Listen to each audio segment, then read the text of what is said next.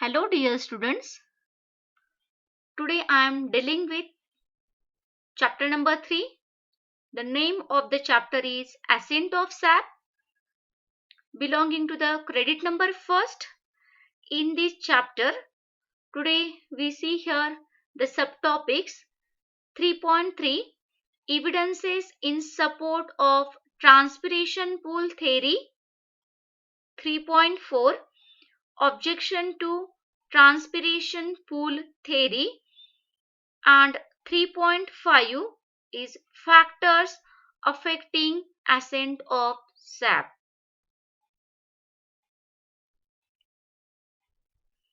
Firstly, I am focusing on 3.3 evidences in support of transpiration pool theory.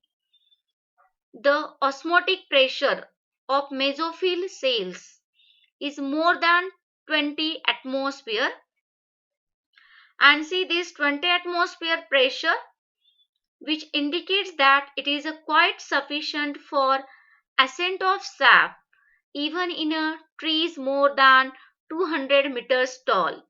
See this sap, it is conduct against the gravitational force, and in a tall plant like as a eucalyptus, it is having a height more than 100 meters tall. And see this osmotic pressure of the mesophyll cell, it's help to conduct the ascent of sap in more heights. The process is a purely a physical one. See this ascent of sap through the transpiration pool. See this transpiration process, it is a purely physical process, and there is a which does not require metabolic energy. The metabolic energy in the form of ATP cannot be required. Even if energy is required, it will be very negligible amount. Then the tensile strength of the xylem sap is 25 to 300 atmosphere. This will be enough to avoid breaking water column. See the water column is made by the xylem vessels, trachees, okay, and this xylem sap, it's also having its own that tensile strength is there, having a 25 to 300 atmosphere, and it is a sufficient to avoid the breaking the water column in a very tall height more than 10 meters or up to the 200 meters height.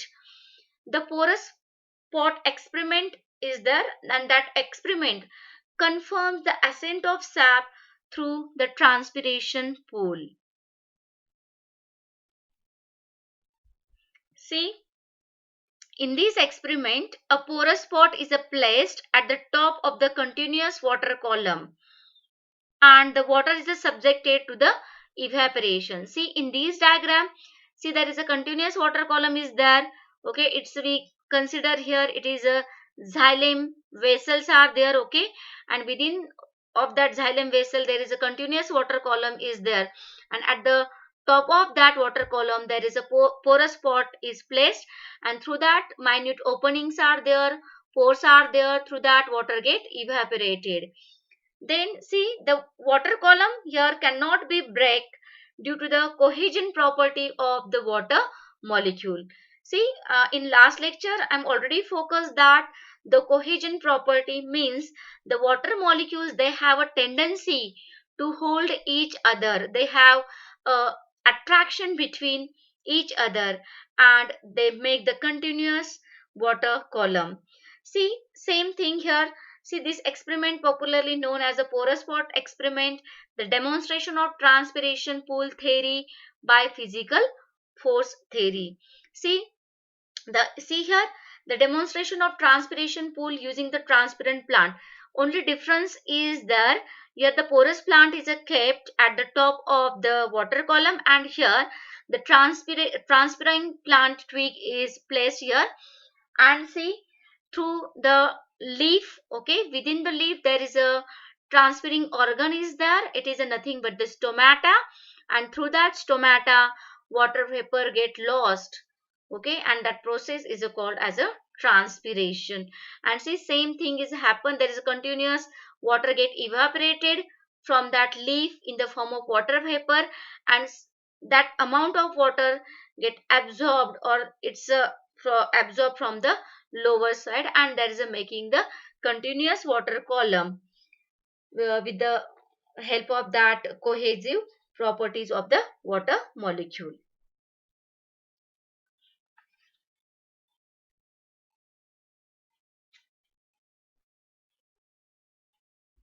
See, in next, I am focusing here the 3.4 point, the objection to transpiration pool theory. See, this transpiration pool theory, it's also having some objections. The first, due to the variation during the day and night, okay, the temperature get variation in the temperature during day and night time, and large diameter of the vessel, there are fair chances of entry of air bubbles in a water column. See, at the day time the temperature is very high, and at during due to the presence of sunlight, and at the night the temperature is very cold. And see here, there is a fluctuation, means there is a fluctuating the rate of transpiration during the day and during the night time, and that's why there is a fair chances of entry of air bubble in a water column. Means here there is a development of water bubble, and it may be create the problems in a continuity of water column. But this objection doesn't stand true, as the water in the xylem is under tension. Any air bubble formed will be dissolved soon, or it's disappear quickly. If see within the water column or within the xylem vessels under in a tension, okay, water bubble is a form, but that water bubble is a not permanent water bubble. It is a temporarily water bubble is there, and it get dissolved soon, or it may be disappear very quickly. Other explanation gives for this is that as there are many xylem channels are there, or there is a many conducting strand is a present in the stem, the water continuity will maintain by side channels. If there is any one water channel get blocked, or due to the uh, appearance of that water bubble, then continuity will be maintained by the side channels of xylem strand, and which later on assume that the normal track.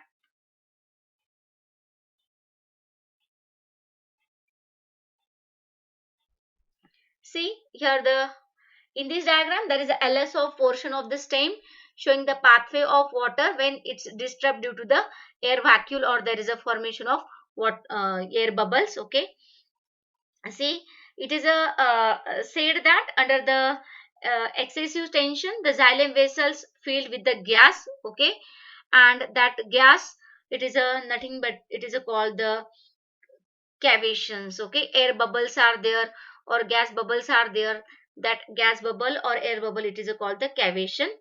See, there is a there is a Milburn and Johnson in 1969 propose that this problem will be solved as there are many column of the vessel running side by side. See, this is a one column vessel is there, okay, then neighboring column vessel is there, okay, at right hand side, left hand side there is a many water column vessels running side by side, and blocking of the one or there is a other will not hamper the ascent of sap. See, if this middle line is get blocked due to the formation of air bubble or gas bubble or due to the cavation, then the ascent of sap cannot be hampered. Okay, the cavation is a temporarily effect, and it will soon relieved. Then the rate of transpiration decrease at the night. So the same thing here explained. It is said that under the excessive tension, the xylem vessels are filled with the gas, and which is known as a cavitations. That air bubble or gas bubble is called the cavitations. Then Milburn and Johnson in 1966 proposed that this problem will be solved as there are many columns of vessels running side by side, and blocking of the one then other will not hamper the ascent of sap. And the cavitations is a temporarily effect, and it will soon be resolved when the rate of transpiration decreases at the night, and the gas in the xylem vessel will be dissolved and continuity will be maintained immediately. See here, thus the overall discussion and the evidences in a favor of transpiration pool theory indicate that it is the only satisfactory mechanism for ascent of sap in a plants.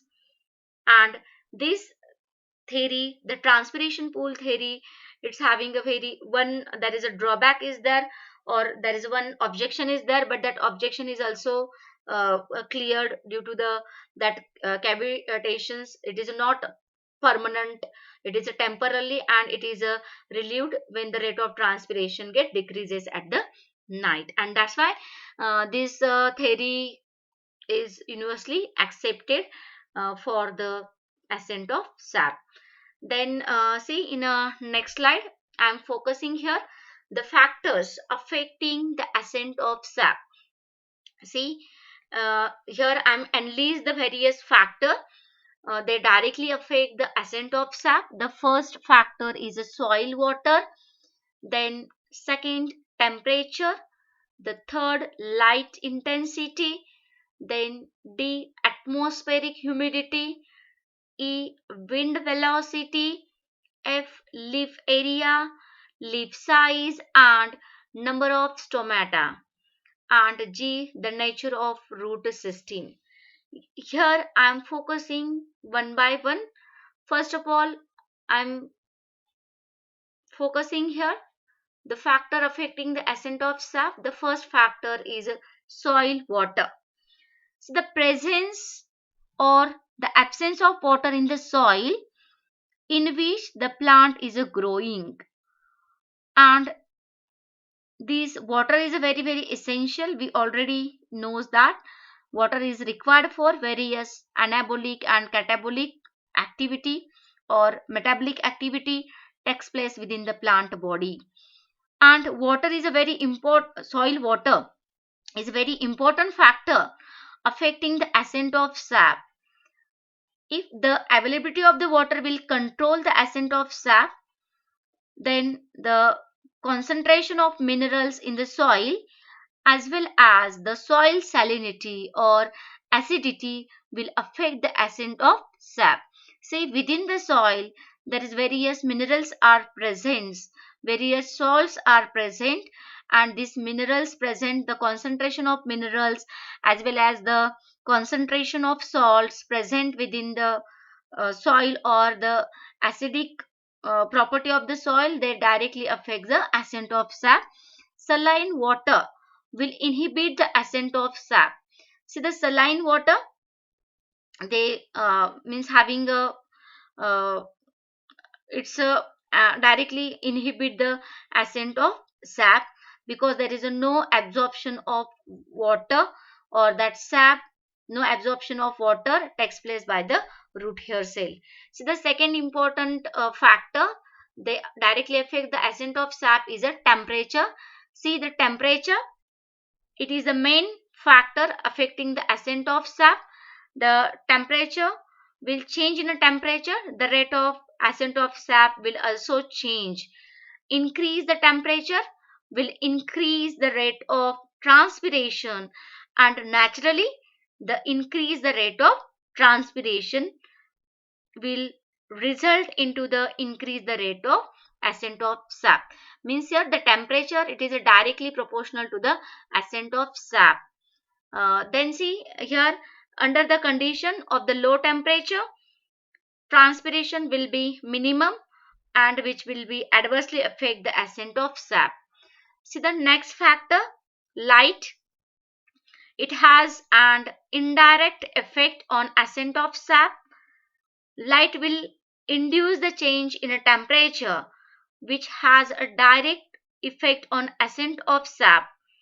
So the student, the light controls the closing and opening of the stomata. During the daytime the stomata opens, and during the night time the stomata will be closed, and thereby the control the transpiration rate. See, the during the daytime the stomata is open, then rate of transpiration is more, and ultimately the rate of the ascent of sap is also increases. And during the night time light is absent, then the stomata get closed, and see there is a no evaporation of water. Okay, there is a no transpiration, and there is a no the activity of the ascent of sap, means there is a reduced, or it is a that activity get decreases. So the next factor is atmospheric humidity. The humidity in the vicinity of the leaf controls the transpiration. In a dry weather humidity is a very less, due to which the rate of transpiration will be high. See, this humidity, the atmospheric humidity, it's keep the means it's a cools the nearby the leaf area or nearby the tree area, and that's why here that water, that means sunlight cannot be directly reaches, or whatever heat is generated it is a lesser amount, and see there is water vapors formation is lesser amount, and ultimately the rate of transpiration is a low, and ultimately the rate of the ascent of sap is also get decreases. Humidity is very less, due to which the rate of transpiration will be high, and naturally the ascent of sap will be very fast during the low humidity, and but during the humid condition reverse process will be takes place. The more humidity is there, then there is a rate of transpiration is decreases, and ultimately the ascent of sap activities also get decreases. The next factor is a wind velocity. See, it also affect the transpiration, and it is indirectly affect the ascent of sap. In wind velocity increases, the rate of transpiration will also increases, resulting in increasing the rate of ascent of sap.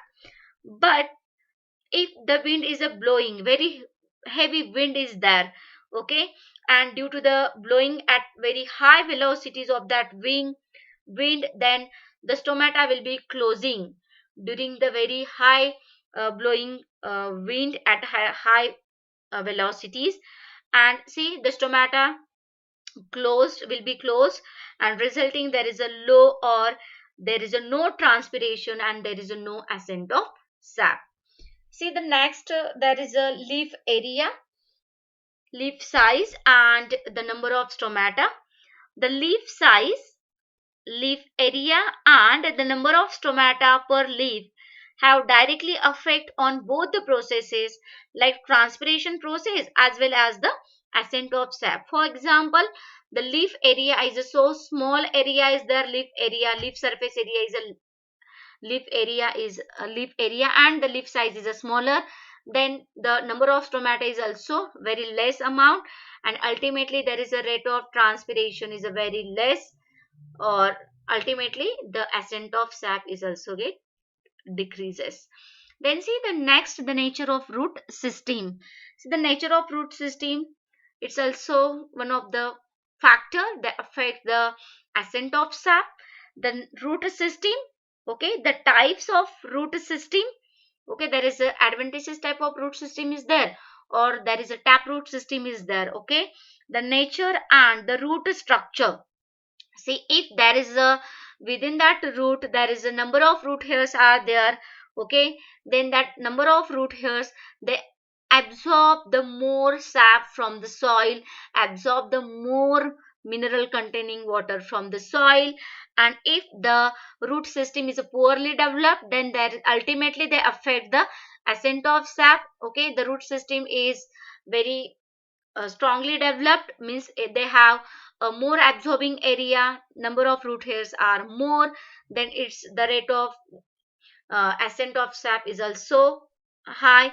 And poorly developed the root system, it's badly affect the ascent of sap, then the rate of transpiration is a very less, then the rate of ascent of sap is also get decreases. See, this is regarding to the factors, the various factors affecting the ascent of sap.